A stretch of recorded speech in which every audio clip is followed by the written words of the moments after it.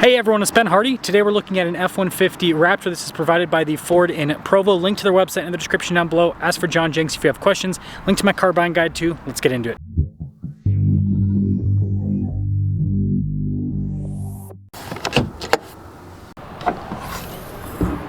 Powering this is a twin turbo 3.5 liter V6. It goes through a 10-speed. It puts out 450 horsepower and then 510 pound-feet of torque. Fuel economy is 14 around town, 18 on the highway. Before we move forward with this review, I do want to mention if you want to see more videos just like this, then I recommend you subscribe because I post content every single day. Starting up top, we've got this cool vent piece that has the Raptor logo there on either side. You've got amber for the daytime running lights. You also notice that we've got a bunch of marker lights, and that's because the Raptor is over 80 inches wide. This also comes with rigid fog lights from the factory. The off-road one is covered with a cap because it's not street legal. You have parking sensors, recovery points, and a bash plate up front. And altogether, it definitely gives the Raptor a very aggressive off-road appearance. Now, this comes with 35-inch tall tires wrapped around 17-inch wheels. The Raptor sits quite a bit higher compared to a standard F-150, and it also has independent front suspension. You've got giant fender flares. There's also this cool vent on the side of the front fender, and then you get the Raptor-style side steps. And you notice from this angle, you can really see the wide body well. Now, this has live valve Fox shocks, and it's coil sprung now. And so from the factory, this has a really solid stance and appearance. Now, funny enough, you actually just get a regular Ford key fob. Now functionality is the same as before with the lock and unlock, remote start, and tailgate drop down, but Ford logo, no Raptor logo. We have an outlet in the bed. We also have LED lights. And this one actually has bed liner from the factory. That's a big W for Ford, finally. And then this has a ruler here on the tailgate. And then just like other F-150s, you can also get a tailgate step system. And the tailgate, if you press this button, automatically raises back up. The Raptor gets the upgraded taillights that come with higher-end F-150s. You also have this giant plaque here on the tailgate. Very aggressive exhaust tips and then recovery points right next to that. Spare tires mounted underneath the truck. And boy, oh boy, is she a looker, if you ask me. Let's now take a look into the passenger cabin. We've got this orange stitching here on the door panel. Cool trim piece here just above the cup holder. B&O sound system and lots of storage. Now the base Raptor comes with these fancy leather seats that have suede inserts. There is also large underseat storage. Legroom in the back of the Raptor is great. We've got a storage pocket in front too. Cup holders. Down below that we've got vents, heated seats. We also have some charging ports. And as you can see, headroom's good too. Now you notice the keypad is here on the door panel now. And let's pop her open. More of that orange stitching up front and plenty of storage down below up front as well. Driver and front passenger window are automatic. You also have power folding mirrors. We've got memory seats and more of that nice trim. We also have blind spot monitoring with the mirrors. The Raptor has 1,393 pounds of payload capacity, and this truck weighs just under 6,000 pounds. Really nice front seats with the Raptor logo there. Again, you've got the perforations and the suede. The seats are power adjustable. You've got lumbar support. The steering wheel is also power adjustable, and look at those paddles. We've got all of our light controls here. You can also turn off auto stop start, and yes, it has that feature. And then we've got power adjustable pedals.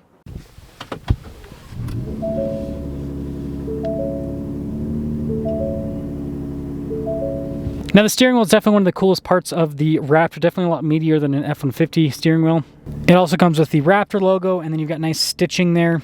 On the right-hand side, you've got adjustments for your steering, your suspension, your exhaust, and then also adjustments for the center screen. On the left side, you've got your custom mode, that's what the R is, and then you've got adaptive cruise control, and then your volume controls. And like I said earlier, we got cool paddles on the back. Now the Raptor comes with a heads-up display, and then we have this fully digital gauge cluster that's very customizable, and it'll also display all of the drive modes here. You have drive modes for both on-road, off-road use, towing, and even sporty driving. This truck's supposed to be able to do it all. Now above the infotainment system, we have our parking assist function, and then you have your off-road cruise control. The Raptor also comes with a 360 camera system, and I'd say resolution's pretty solid. You have a shortcut bar here at the bottom of the infotainment system, and if we pop through a couple of the tabs, it actually loads up relatively quickly, and it's pretty user-friendly overall. And then you have this side tab here. You press the pages button, and that's how you scroll through that, and it can show auxiliary items there on the side too. This does come with the Pro Trailer Backup Assistant. We have trailer brake controls too. The Raptor has an advanced four-wheel drive system, so it has high, low, and auto. We also have a rear locking differential. It's got a fancy braking system to help lock up the front end, but your drive mode select's built in there too. You've got all these nice physical knobs for the radio, and then also for the climate. You've heated and ventilated seats, heated steering wheel, and shortcut buttons for items like the camera. Wireless phone charging pad with USBs. And you notice you've got some nice trim around here. More of that orange stitching on the shifter, and then we've got some cup holders next to it. And then with the center console, this one has the workbench function, so it can lay flat that way, and then it has plenty of storage inside. Yeah, really deep. More of that stitching on the dash, and you do have nice soft touch trim across the dash. And then on the top glove box lid, pretty cool trim, and it's nice to have an upper glove box. 6 auxiliary switches, so you can add light bars and all of that to the Raptor, and then this button opens up the power sliding rear window. This is our window sticker for this F-150 Raptor. This is an 801A equipment group. Total MSRP is $81,820. Let's see how the Raptor performs.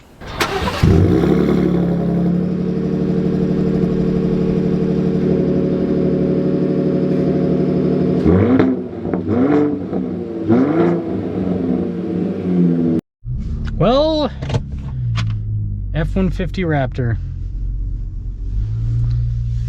So, we've got really comfortable seats.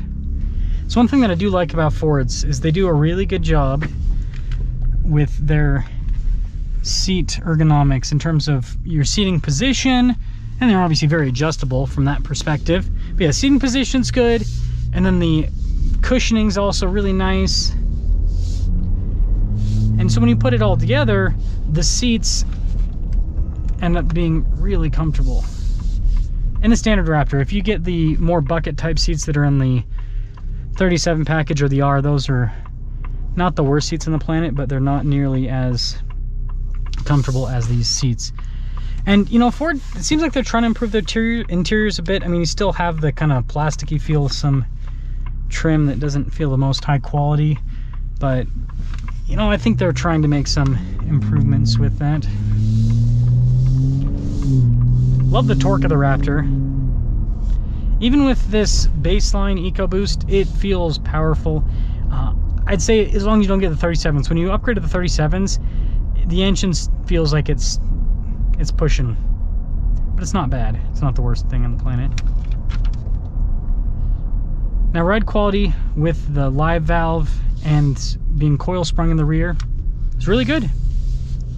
It's a very comfortable ride, and the handling's good too for such a big truck. And this weighs like 6,000 pounds, but it goes around corners and everything quite well.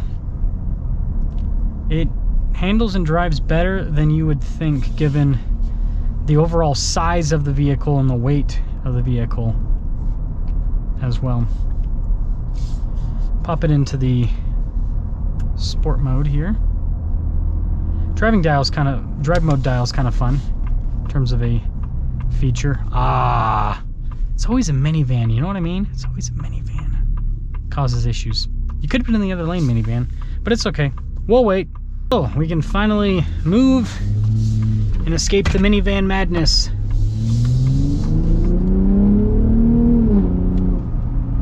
It's quick to shift. Sounds pretty good for a V6. Actually, we'll keep it in sport mode for a minute. And the suspension is still amazingly comfortable, even in the sport mode. It's supposed to firm things up in the sport mode, and it does, but it doesn't make it uncomfortable by any means. Yeah, this is a nice drive. Very little body roll for such a big vehicle.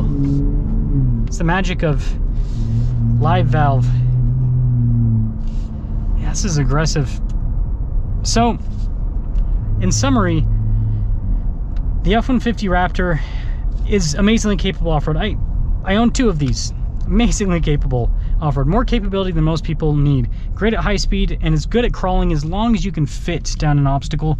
The one big problem with this is it's a big vehicle, so it's hard to fit through a lot of stuff with crawling. And then on-road, it's basically a luxury car. Super comfortable seats, really comfortable ride. It's this nice big floaty ride, and then it also kind of drives like a sports car. It handles really well.